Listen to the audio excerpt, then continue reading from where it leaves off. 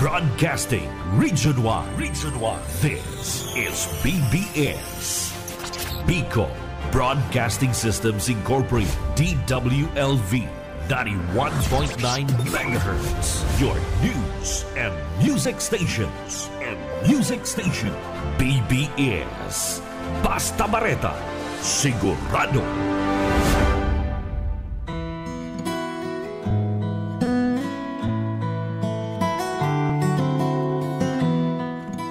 Magandang umaga po, Bicolandia. Magandang umaga po dito sa probinsya ng Camarines Sur. At magandang umaga po dito sa lungsod ng Naga. Magandang umaga po sa lahat ng inaabot ng signal na ito. Kayo po ngayon ay nakikinig sa programang Biyaya sa Pagkaaga. At ito po ay napapanood live through Facebook at sa YouTube channel ng BBS DWLV 91.9 FM.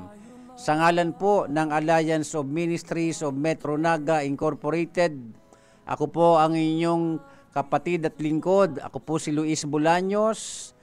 At sa loob ng ilang mga minuto, tayo ay sama-samang magpasimula ng ating umaga sa pamamagitan ng pagbabasa, pag-aaral at pakikinig ng mga aral ng Panginoon upang sa buong maghapon ito ay makatulong sa ating lahat, lalo na sa ating mga kinakaharap sa buhay, sa ating mga ginagawang mga pagpili at mga desisyon sa buhay. Muli po, sumainyo ang kapayapaan at pagpapala ng Panginoong Diyos. Simulan po natin ang ating umaga sa pamamagitan po ng pakikipag-usap sa Panginoon upang hingin ang kanyang gabay sa ating pag-aaral ngayong umaga. Makiisa po kayo sa aking pananalangin. Ama namin Diyos, salamat po sa umagang ito, sa panibagong araw sa buhay namin. Marami pong salamat sa buong magdamag ng iyong pag-iingat habang kami natutulog. Maraming salamat po sa taglay namin ngayong buhay. Maraming salamat po sa mga dakilang bagay na gagawin mo po sa buhay ng mga magtitiwala sa iyo sa buong araw ng aming pamumuhay. Samahan po ninyo kami ngayong umaga na habang kami sama-samang nagbabasa, nag-aaral, nakikinig ng iyong mga banal na salita. Pagpalaan niyo po ang lahat ng nakikinig at manunood ngayon at sa lahat pa po ng magre-replay nito. Ito ang aming dalangin, hinihingi ang iyong gabay sa pangalan amang Diyos ng aming Panginoong Hesukristo. Amen. Okay po, tuloy-tuloy na ho tayo. Magandang umaga po kay Sister Nelda Mabait at sa buong Mabait family. At taga saan man po kayo, sumain niyo po ang pagpapala ng Panginoong Diyos, sumain niyo ang kanyang pag-iingat sa buong Mabait family. Magandang umaga din po kay Sister Eva Agregado at kay Sir Felipe Agregado Jr. At magandang umaga din po kay Pastora Marilo Loses Martilino. Magandang umaga po kay Ma'am Lourdes Garrido at sa lahat pa po ng makakapakinig at makakapanood ngayon. Tuloy-tuloy na po tayo sapagkat binabadyet ko po lamang ang ating mga minuto. Ngayong umaga, ang ating pong pag-aaralan ay isang napaka-pamilyar na sitas o talata o bersikulo sa Biblia. Kung kayo po ay palabasa ng Biblia, ito po ay napaka-famous, napaka-pamilyar, lalo na nga kung ang iba nga ito ay memoryado pa. No? Pero ngayong umaga, hayaan po natin na itong memoryado nating talata sa Biblia ay muling sariwain ng Panginoon sa ating lahat ngayong umaga upang tayo ay magabayan at mabigyan ng tamang pangunawa sa kung bakit may mga inaharap tayo sa buhay na kahit hindi natin gustong harapin, hindi natin gustong maranasan, nararanasan natin. Magandang umaga po kay Ma'am Raquel Uranga. At yan po.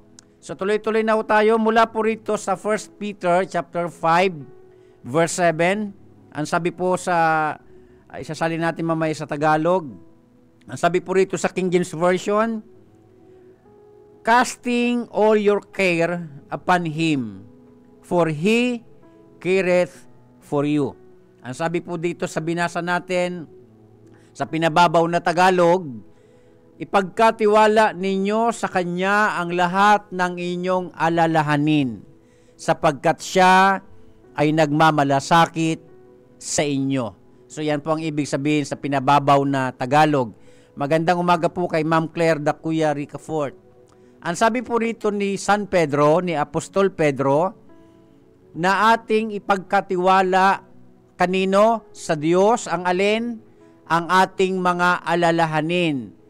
Ibig sabihin ng mga alalahanin, ito yung mga pinoproblema natin sa araw-araw. Ito yung mga iniisip natin na nakakapagpagulo sa isipan natin.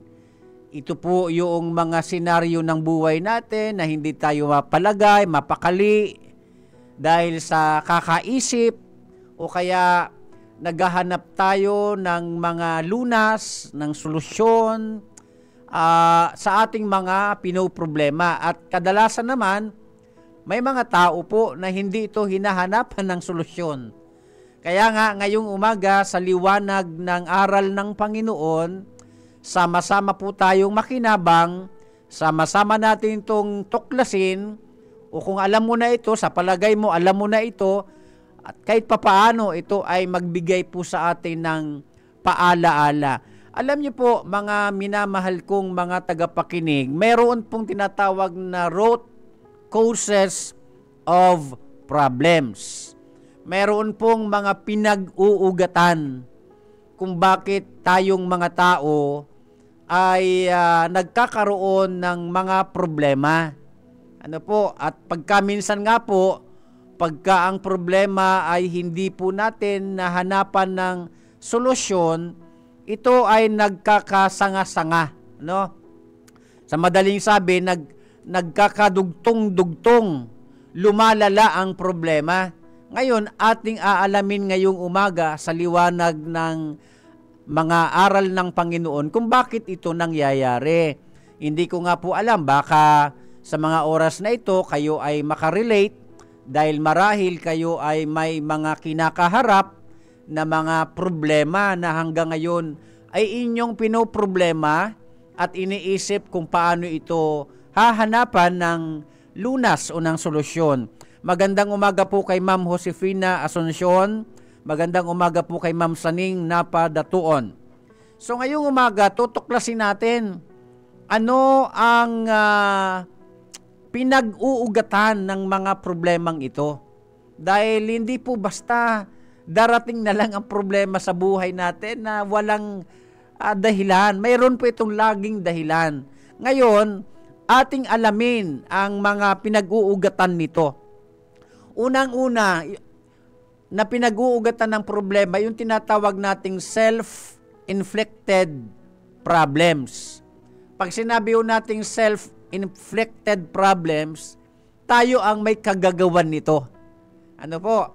Pag sinabi nating self-inflicted problems, dumating yung problema kasi marahil bago mo ginawa ang isang bagay, hindi muna tayo nag-isip ng maraming beses.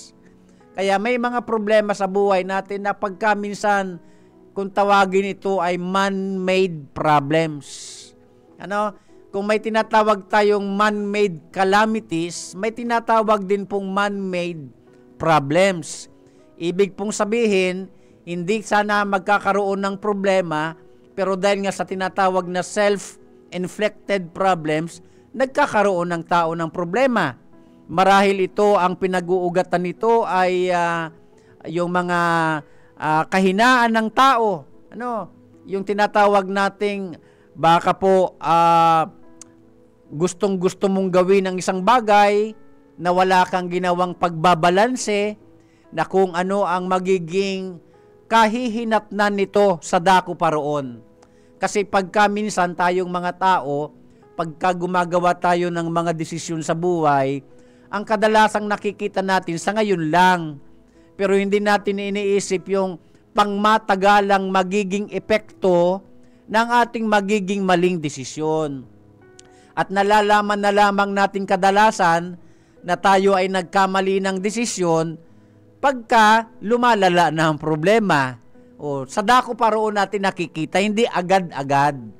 Kaya nga po, ngayong umaga, isipin muna natin, pag-isipan nating mabuti, ano ba itong mga pinagdadaanan ko ngayon? May ilang tanong na dapat itanong. Bakit kaya ito nangyari? Paano ito nangyari? Kailan ito nangyari? Yan, mga ganong tanong para matrace natin saan ang gagaling o yung pinag-ugatan ng ating mga tinatawag na mga alalahanin sa buhay. Kaya unang-una sa listahan, na gusto ko pong iuna sa listahan, yung tinatawag na self-inflicted problems. Nagsisimula po kasi yan sa pakiramdam, yung pakiramdam na parang tila tama, may gusto kang gawin, pakiramdam mo parang tila tama, hindi mo pa malalaman agad na mali hanggat hindi mo ito ginagawa. May mga senaryong ganyan. Ihalimbawa natin dito si Cain, di ba? Bago niya patayin si Abel, nagkaroon muna siya ng feeling, pakiramdam na hindi niya muna inisip ano ang magiging pangmatagalang epekto sa kanyang pinaplano. Plano yung ginawa niya, hindi lang basta biglaan, planted. Pinatay niya ang sarili niyang kapatid, tapos nalaman niya na lamang po yung epekto pagkatapos niyang gawin ito. O di ba? Nangyayari ito sa buhay natin. Kaya kung tawagin po ito ay self-inflicted problems. Okay po, pangalawa na root cause of problems, yung tinatawag nating ignorance. Napapahamak po ang tao dahil sa pagiging ignorante natin sa mga bagay na kung tutuusin pwede naman sanang malaman. Kaya nga lang, may mga tao na kahit lalo po sa mga kabataan, siguro baka may makapakinig ngayong mga kabataan o magre-replay nitong mga young people, kadalasan, akala ng mga kabataan o ng mga hindi pa gaanong magulang pagdating sa mga karanasan sa buhay, na akala nila, alam na nila ang lahat. O di ba? Kaya pagka sila'y nagsalita, kapag sila'y kumilos, kapag sila'y nagdesisyon, kitang-kita po ang ignorance. Kaya yan po ang pangalawang root cause of problems, ang ignorance. Yung kawalan natin ng kaalaman sa mga bagay na dapat sanay alam natin. O pagka minsan, alam na nga talaga. O sabihin na natin alam na, ay ang problema, hindi naman ito isinasabuhay. Kaya yung alam natin na dapat makapagliligtas sa atin, ang siyang nakakapagpahamak sa atin. Nangyayari po yan sa buhay. O kaya nga po, yan ang pangalawa na pinag-uugatan ng mga problema natin. Na bago tayo nagdesisyon, hindi mo na talaga nag-isip ng malalim, ng malawak, ng maraming beses bago gawin ang isang bagay. Okay? Ignorance. Dapat pagdating po sa mga aral ng Panginoon, huwag tayong maging ignorante. Alam niyo po, kapag alam natin ang mga aral ng Panginoon, ito ang makakapag-ingat sa atin para hindi tayo masadlak sa kapahamakan. Ang pagkaalam sa mga aral ng Panginoon ang siyang pwedeng gumabay sa atin, magbigay ng liwanag sa ating mga daraanan, magbigay ng kaliwanagan sa ating mga limitadong mga pag-iisip. Ganun po kahalaga ang magkaroon tayo ng kaalaman sa mga aral ng Panginoon. Huwag po tayong dumepende sa sarili po nating mga dunong, lalo na nga maraming kadunungan ng tao na nagdadala sa tao sa pagkapahamak. Ano po? Pangatlo po na root cause ng problem sa buhay natin. Pangatlo, influence. Ang tanong, sino ang nag-i-influensya sa atin? Alam niyo po, sa ating modernong panahon, lalo na ngayong nauuso na ang social media, may mga tinatawag na mga modern influencer. Ano? At ang nakakalungkot, kaya nga mga magulang, abang pinapakinggan nyo ito, magkaroon po sana kayo ng pagpaplano na wag nyong papayagan ng inyong mga anak na ang mga napapanood nila sa social media ang mag-impluensya ng kanilang karakter. May mga influencer tayo ngayon na kahit nga kabalbalan ang pinapakita sa mga content, tuwang-tuwa pang mga tao, napansin nyo po ba yon? Pero pagka mga makajus na nga, boring ang dating sa tao. Pero pagka ang mga vlogger nagko-content ng mga kabalbalan, tuwang-tuwa pang mga tao. Pero hindi nyo ba naisip na yung impluensya na mayroon siya pwedeng ma-adapt ng mga bata? Kaya nga napakahalaga baga ang parental guidance. Napakahalaga na hindi lamang parental guidance kundi yung mga aral mismo ng Panginoon ang siya dapat mag-impluensya sa mga kabataan. Kaya baga may aral sa Biblia. Kung may Biblia kayo ngayon, pwede nyong basahin. Efeso Kabanatang 6, talatang 4 na nagsasabing sa mga magulang naka-address na palaki ng mga bata ayon sa aral ng Panginoon. Ibig sabihin, ayon sa impluensya ng aral ng Panginoon, yun dapat ang humubog, mag-impluensya sa karakter ng mga bata. Kaya ang pangatlong root cause of problems, yung influence. Sino ang mga kasama mo sa buhay? Sino ba ang mga kaibigan mo? Lahat naman ng tao pwede nating tratuhin ng tama, ng mabuti, bilang pakikipagkapwa-tao. Pero pipiliin natin kung kanino tayo makikipagmabutihang loob. Sapagkat hindi lahat ng tao good influence. May mga bad influence. Kaya nga baga sa unang Korinto, Kabanatang 15, talatang 33, kung may Biblia kayong katabi, pwede nyong basahin ngayon, na ang masamang kasama ay, sabi baga dyan, napakaliwanag, ay nakakahawa. Kumbaga, sa napakaraming sariwang kamatis, binilagyan mo ng isang bulok na kamatis, nakakahawa yan. Kaya nga sa mga magulang, dapat kilala po ninyo sino ang mga kaibigan ng inyong anak. Kasi magugulat na lamang kayo, sabi nyo mabait ang anak nyo, pero dahil nga bad influence ang mga kasama, nagiging pangit ang pag-uugali. Na-adapt sa mga bad influence. Hindi naman dati marunong magmura, mga bata ngayon, kabata-bata pa, nagmumura na. Kanino ba napapakinggan? Minsan nga, nakakalungkot, sa mga matanda pa. Di ba? May kasabihan baga kung ano ang nakikita at naririnig ng mga bata sa matatanda, kanilang aakalain na ito ay tama. Kaya napakahalaga ang influence. Sino ang nag-iimpluwensya sa isang tao? Kasi kung sino ang kanyang kasama, kung saan niya nakukuha ang kanyang impluwensya, yun talaga ang kanyang gagawin at ito ay magre-resulta ng masasama, ng mga pangit, at ng masasakit na mga consequences, ng mga epekto nito. Kaya nga, minsan masabi tayo, minsan nga, may mga tao pa, because of ignorance, na kasasabi ko lang kanina, pagka marami ng mga problema, isisisi pa sa Diyos. Hindi malamang nag-isip, na bakit kaya ito nagkaroon, bakit kaya kami nagkaroon ng problema? Hindi malang tayo minsan nagtatanong. May mga taong ang bilis-bilis pang manisi sa Panginoon na akala ang Diyos pang pinanggalingan ng problema. Di ba? Kaya mahalaga na ito ay maipaalala sa atin. Mga magulang, wag po ninyong papayagan na ang mga tinatawag na influencer ang mag-impluwensya sa kanilang buhay, lalo na kung hindi ito magandang impluwensya. Papayagan nyo ba na hangaan ng mga bata ang mga sikat na mga celebrity, yung mga artista na Hangang-hanga doon ang mga kabataan. Pero pag tiningnan nyo na ang kanilang impluensya, masama pala.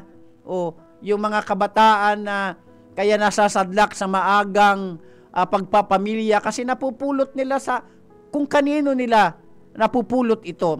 Sa madaling sabi, yung nag-iimpluwensya sa kanila. O, ina-adapt nila, naa-adapt nila. Pansinin nyo mga kabataan ngayon. Kung ano ang napapanood nila sa TikTok, gagayahin nila ito. Sukat na ilabas nila ang pusod nila, kahit sukat na magsuot sila ng see-through, sukat na sila ay maglapastangan sa mga magulang, at kung ano-ano pa. Bakit yun nangyayari? Because of influence. Kaya maganda po na salain natin, tayo ang may karapatan kung sino ang mga pipiliin nating kaibigan. No, may kasabihan baga, sabihin mo sa akin, sino ang mga kaibigan mo, sasabihin ko kung sino ka. Sabihin mo sa akin kung sino mga kaibigan mo at sasabihin ko kung ano ang magiging kapalaran mo, kung ano mangyayari sa iyo sa dako paroon. Sa madaling sabi, mga magulang, sa mga nakikinig ngayon at makakapakinig pa nito, ingat na ingat ho tayo ngayon. Ang dami-daming naglabasan sa social media na mga bad influence sa mga bata. At pagka minsan nga, matanda na influensyahan pa, na para bagang walang napulot na dunong sa buhay. O, buti pa sana, may rason tayo kung mga kabataan ang maimpluensyahan. Kasi nga, pahat pa ang kanilang mga dunong. O, pero pag matatanda, na-influensyahan pa ng bad influence, abay, malaking pala isipan yan. Ibig sabihin, tumanda ka lang, nagkaedad ka lang, di ka nagkaroon ng dunong. Dapat ang isang senior, habang nagkakaedad, lalong dumudunong. Meaning, yung dunong na yon, i-influensya mo sa mga anak mo, sa mga apo mo, para yung pangit na pinagdaanan mo sa buhay, wag na nilang lakaran dahil sa iyong pag-influensya sa kanila. Mga magulang, mga kapatid, mga kaibigan ngayong umaga, ito po ang isa sa pinaggagalingan, pinag-uugatan ng mga problema. Una, yung tinatawag na self-inflicted problems. Pangalawa, yung ignorance. At ang pinag-aaralan natin ngayong pangatlo, yung influence. Pangapat, yung tinatawag na infirmities. Ano po, pag sinabi nating infirmities, ito yung mga mga old sinful nature. Yung bang kahit sinasabi mong makadiyos ka, palasimba ka, madasalin ka, palabasa ka ng Biblia, because of infirmities na tinatawag, yung sinful desire. Doon, minsan, yun din ang isa sa cause ng mga problema. Halimbawa, nagkaroon ka ng desire na gawin ng isang bagay pero hindi naman yun talaga tama. Yan. May sinabi baga si San Pablo, kung may Biblia kayo, may sinabi baga si San Pablo sa Roma Kabanatang 7 na may mga bagay siyang ayaw niya sanang gawin, yang siyang niyang ginagawa. Pero yung mga bagay na dapat niya sanang ginagawa dahil ito'y tama, yun ang hindi niya ginagawa. At ang nagagawa niya, yung kanyang sinful desire. May awit nga po niyan pinauso ito, ang kumanta yata nito si Andrew E. Diba yung kantang, gusto kong bumait pero di ko magawa. O diba, may ganyang kanta why? Ang tanong, bakit? Dahil nga po sa infirmities. Lalo na kung pangit ang ugali ng tao. Alam niyo ba, ang pagkakaroon ng pangit na pag-uugali, magre-resulta ito ng marami at sanga-sangang problema. That's why kung may Biblia kayo ngayon, pwede niyong basahin. Pangalawang Pedro, Kabanatang 1, talatang 5. Pansinin niyo yung talatang yan. Ang sabi ni San Pedro, sikapin ninyong idagdag sa inyong pananampalataya ang kagandahang asal. Sa ibang Tagalog, kagandahan ng pag-uugali. Sa ibang English translation, virtue. Ano daw ang idadagdag sa pananampalataya? Kagandahan ng pag-uugali. Yung bang may pananampalataya ka na, pero hindi yan sasapat, kulang yan kung hindi mo dadagdagan ng kagandahan ng pag-uugali. At yan ang problema sa ating kapanahunan ngayon. Nagmamagalingan, nagyayabangan, nagdidebate, pagdating sa mga kanya-kanyang relihiyon, pero pag tiningnan mo na ang pag-uugali, bagsak. Kaya isa sa root cause ng mga problema sa buhay natin, yung tinatawag na infirmities. Magandang umaga po kay Sir Lauro Rivera, San Jose. Kaya mahalagang maintindihan natin ito, na kaya pala tayo nagkakaroon ng mga problema at ng marami pang puproblemahin because of our infirmities. Yun pong masamang pag-uugali. Na pag hindi mo nabantayan, yan ang mag-iimpluwensya sa sakop, magpapakilos sa iyo, kaya mahalaga ang pagkakaroon ng magandang pag-uugali na tulad ng sabi ni Apostol Pedro na idagdag sa pananampalataya. Ang tanong bakit? Kasi nga po, kahit pa-religious ka, tinalakay ko bagay ito nung nakaraang araw, ang difference po ng pagiging religious sa pagiging godly. Pwede ng isang tao nagtatago sa likod ng kanyang relihiyon na reliyoso daw o reliyosa, chismoso naman, o pangit na ugali yan. Mapanirang puri, pakialamero sa buhay ng may buhay, pangit bagang pag-uugali yan. Tapos gagamitin pang relihiyon. Kaya pag-isipan natin itong mabuti. Ito ay isa sa pinanggagalingan ng ating mga pinoproblema, ang pagkakaroon ng pangit na pag-uugali. Ang pangit na pag-uugali ay uulitin ko, maraming pinanggagalingan yan. Katulad ng sinabi ko kanina, maybe because of bad influence. Kaya ngayong umaga, mahalagang magtanong, ano ba itong mga problemang mayroon ako ngayon? Personal at sa pamilya, bakit ba ganito ang mga anak ko? Bakit ba magulo ang pamilya ko? Bakit ba ganito? Bakit ganyan? May pinanggagalingan yan, mga minamahal kong mga tagapakinig. Mahalagang matrace upang malunasan ng tama. Mahalagang malaman saan nag-ugat yung problema para yun mismong ugat ang maputol. Kasi hanggat hindi napuputol ang ugat, paulit-ulit yan. Sabi nga ni sa Bicol, dapat ang mga sala kang iba maging panalmingan niya to. Sabi sa Bicol. May pattern na eh. May pattern. Yung mga nakikita mo sa loob ng pamilya, pagkakamali ng magulang, pagkakamali ng mga mas may edad. Wag mo na yung yapakan. Nagkamali na sila roon eh. Bakit susundan mo pa? Di ba? Kaya mahalaga, pero again po, kaya mahalaga na tayo ay malapit sa Panginoon. Kasi nga, because of our infirmities, pagka minsan nagkakasala pa rin tayo. At least, hindi mo na gawi. Kumbaga, nagkasala ka lang dahil nadaig ka ng iyong kahinaan. Iba yun. Iba naman yung ginagawang gawi, ang paggawa ng kasalanan na nagre-resulta sa mas malala pang mga sanga-sangang mga problema.